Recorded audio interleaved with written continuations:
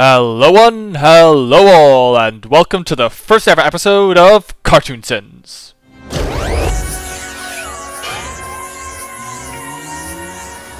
The old silent Paramount logo, old enough to be nostalgic. This reminds me of the Despicable Me opening that uses a minion. Either the filmmakers loved Goddard enough to put him in the logo, or Nickelodeon felt confident enough in their new franchise to give it the alternate logo treatment. Either way, it's pretty cool. The rendering on the sign is surprisingly realistic compared to the general aesthetic of the movie. I'm not sure whether that's good or bad. I'll say good, given this is the first proper shot. What is up with that general's chin and hair? This movie has far weirder examples of this sort of thing, but that one just doesn't fit. A lens flare. In an animated film. I'm all for adding realism akin to how a live action movie is filmed, but I draw the line at lens flares. Plus, it sticks out more nowadays thanks to J.J. Abrams. This was the payoff for opening at a tracking station. It's a great concept introducing us to Jimmy this way. Sets the movie's tone brilliantly. Also, this opening takes place in Colorado, but Retroville is in Texas. Why did Jimmy have to fly that far to ascend that high? Engine cycling at 1 million gigajoules? Brilliant. That's got to have physicists grinning from ear to ear. What do I do again? You're the deployment system, Carl. As soon as we clear the atmosphere, you just throw it.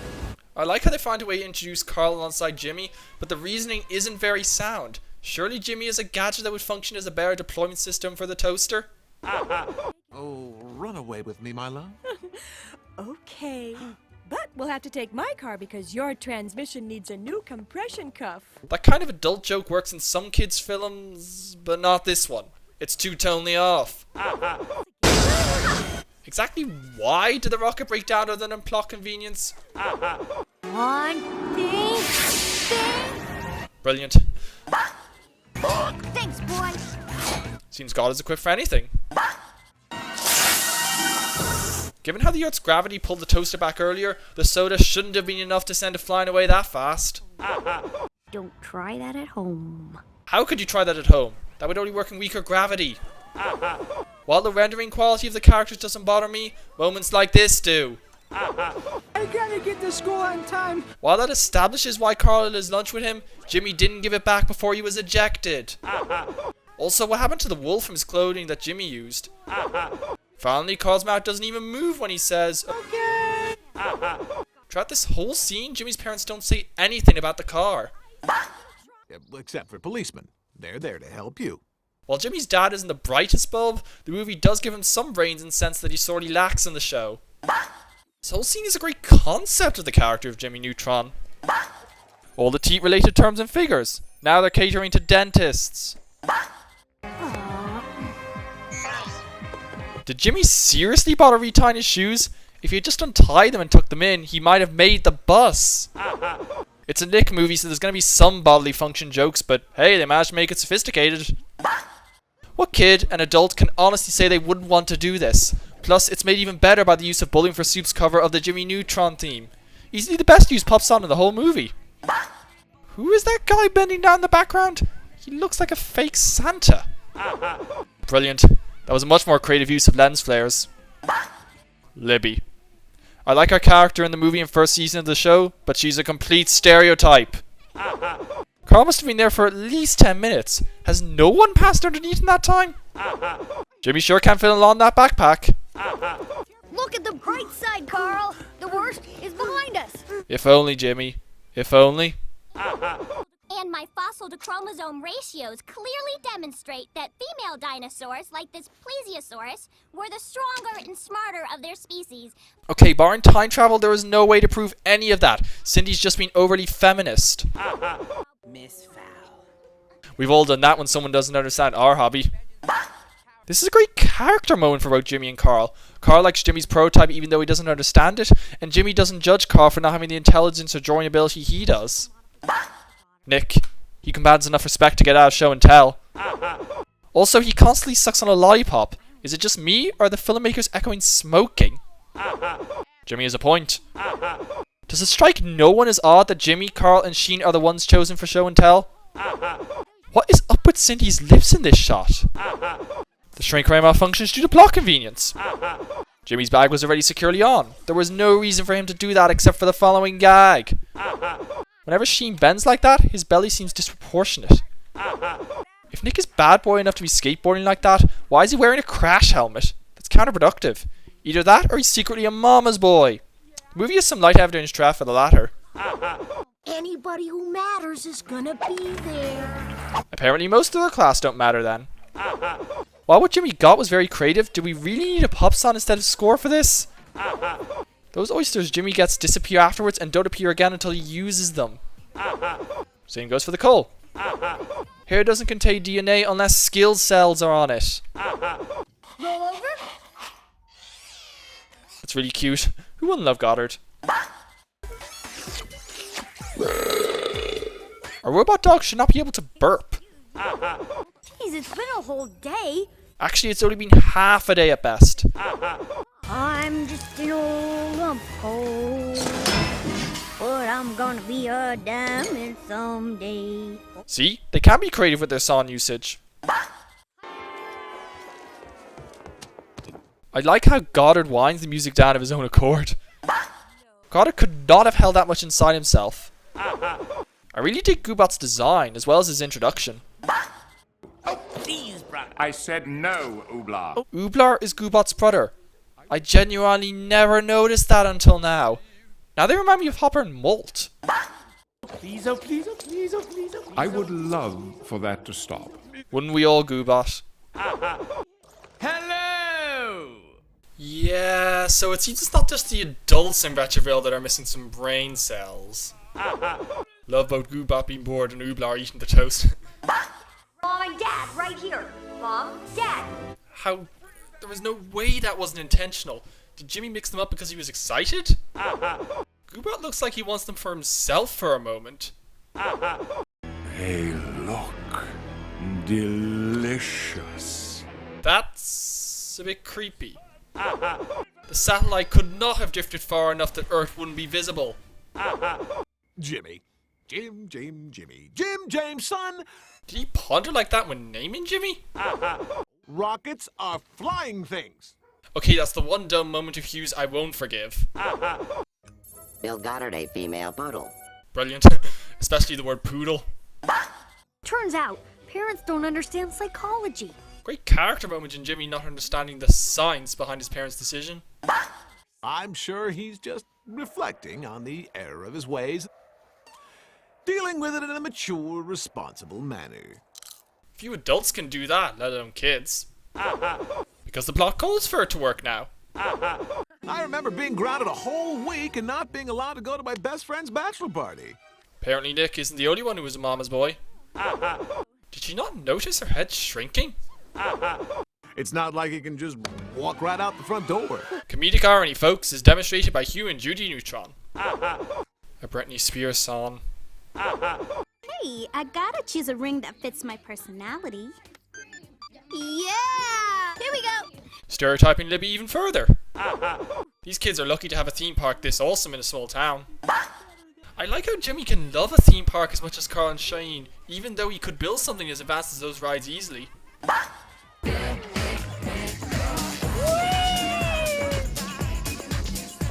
Brilliant. Earlier the plant was to the left of the invisible hamsters. They switched places. Okay, there's no way they need that many spaceships just for a town's worth of adults.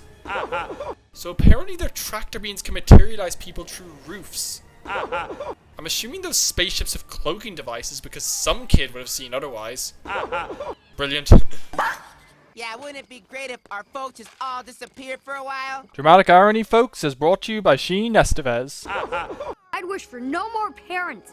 That way we could do whatever we wanted, whenever we wanted. We'd be free. We could have fun all the time. Yeah! Correction, is brought to you by Jimmy Neutron, Carl Wheeler, and Sheen Estevez. The picture placement on the wall has changed from last night. Later it's back to how it was at first. Surely the son-daughter part would have been enough of a clue, aside from the fact that the note was typed. Sheen's belly, what's up with his character model? The gags in this montage are simultaneously funny and true to what kids would do in this situation. Except for this. This is just brilliant. Also brilliant. A trio of brilliant. Okay, are they just reinforcing the stereotype on purpose? This adult joke works much better. I remember my first time. Don't we all, Nick?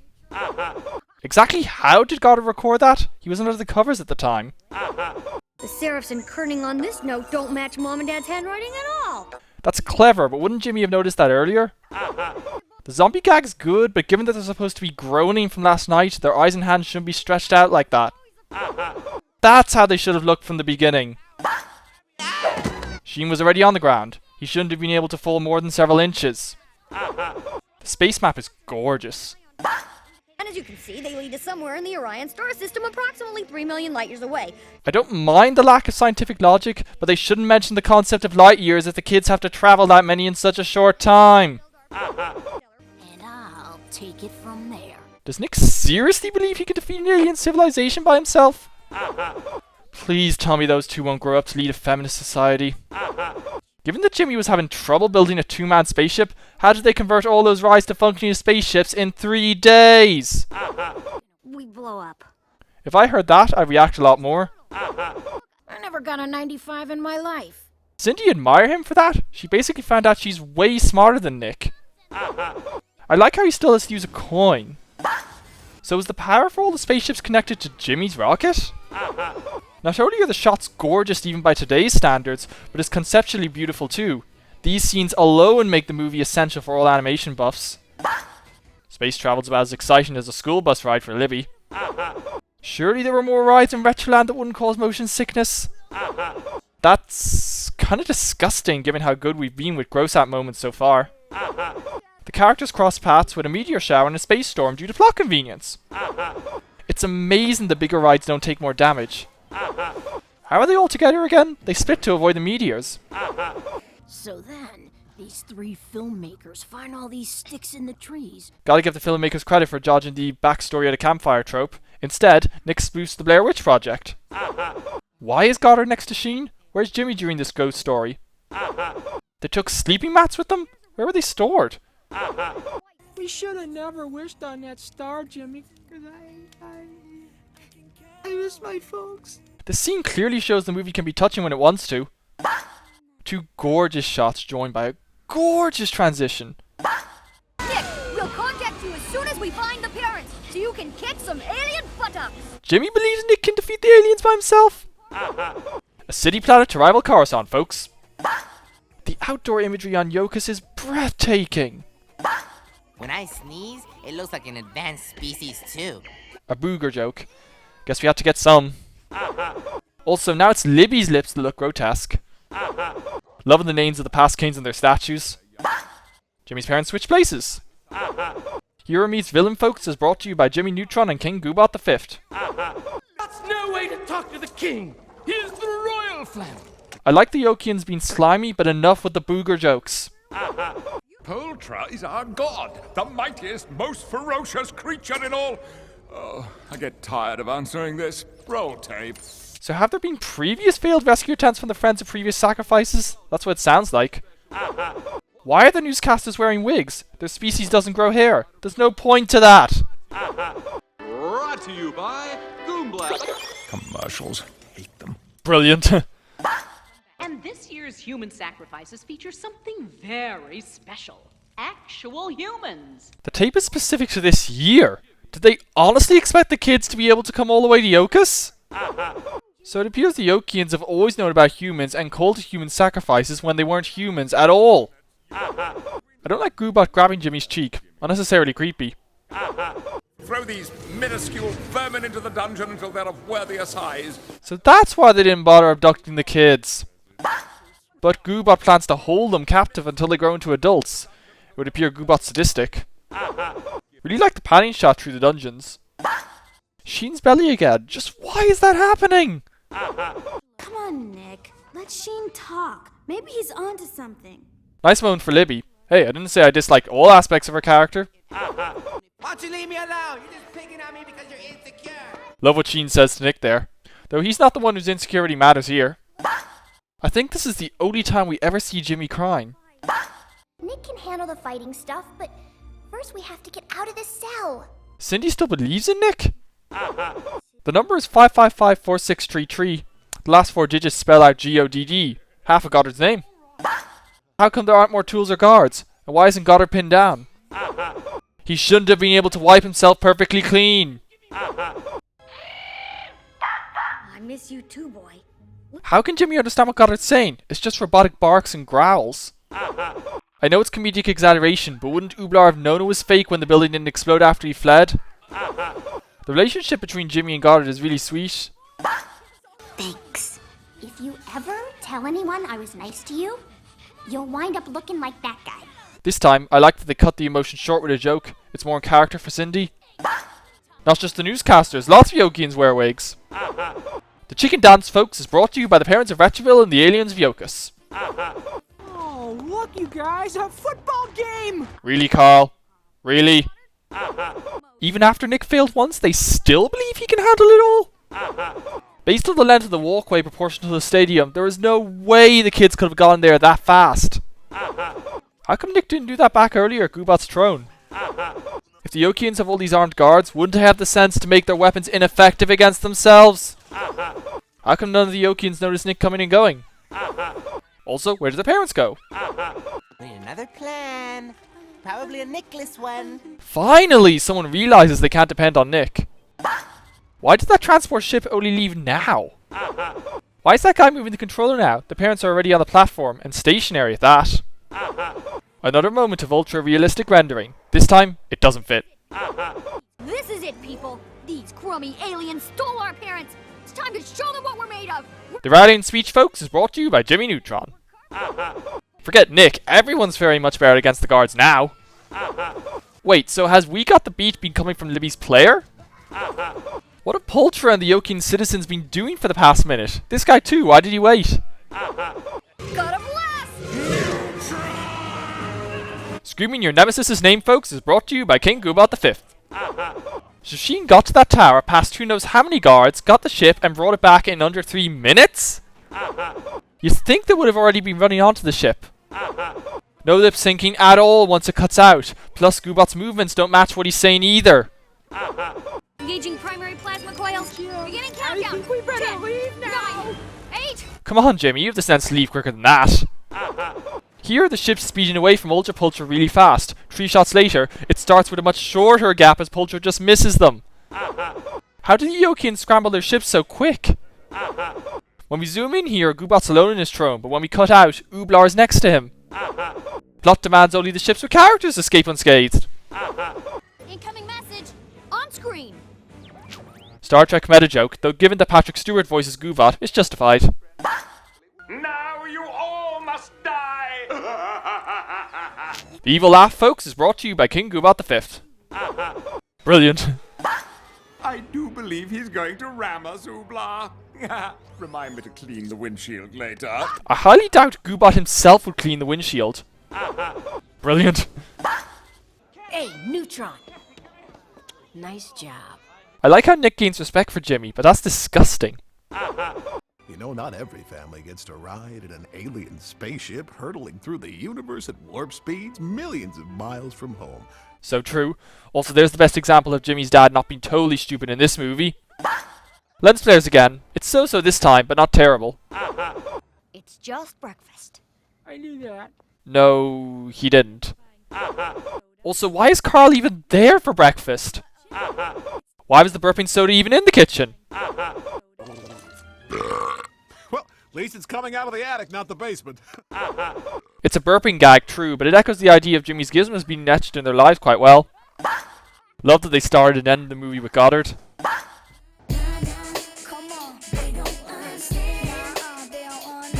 The credits are dominated by a Lil Romeo song. Look at that, folks. 17 credited songs, half of which were justified. Still, we get to hear the best version of the Jimmy Neutron theme again.